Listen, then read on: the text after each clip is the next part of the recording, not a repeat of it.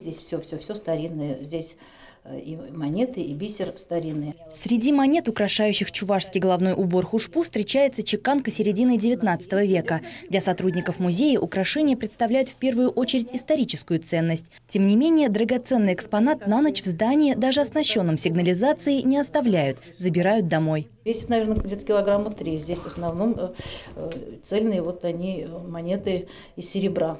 Современные чувашские женщины носят более легкие национальные головные уборы, сплетенные в основном из бисера. Они тоже представлены на выставке, но их красота все же меркнет перед тайной семейных реликвий, хранившихся в течение нескольких веков. Это головной убор у нас моей прапрабабушки. То есть он старинный, мы гордимся реликвией нашей семьи. И что интересно, переходила из поколения в поколение, старшие дочери семьи получается. Сотрудники историко-культурного центра Суук-Чишма начали собирать экспонаты 7 лет назад. Фамильными сокровищами с музеем поделились представители чувашского этноса со всей республики. Прабабушкин сундук ради выставки раскрыла и Светлана Матвеева. Это прабабушкина получается. Прабабушкина, сколько это лет? 100 с лишним точно. Детали платья и головного убора могут многое рассказать об их обладательнице. Например, наличие узоров на груди означает, что платье принадлежит замужней женщине. Она же наденет и головной убор с квадратным навершием. А молодуха может выйти только в тухье, остроконечном уборе. Таургазинский район.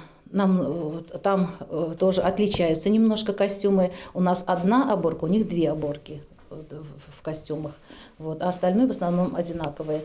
Но еще очень отличается Бишбулякский район. Бишбулякский район совсем другие, у них фарточки, не такие, как у нас. Льняные платья, постельное белье, полотенца девушки на выданье в чувашских деревнях прежде ткали и вышивали своими руками. Каждая невеста должна была быть мастерицей в этом непростом ремесле. Раньше все руками делали, ткали мамы.